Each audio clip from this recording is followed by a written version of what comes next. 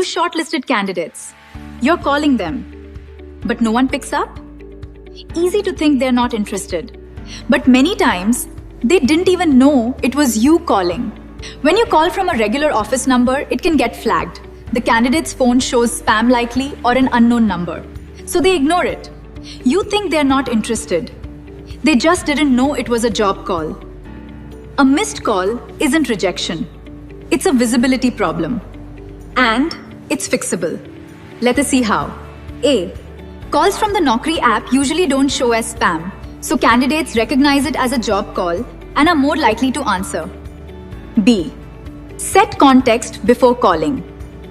Send a quick message before you call the candidate. For example, "Hi, I'll call you at 3 p.m. today about the Java developer role at XYZ company."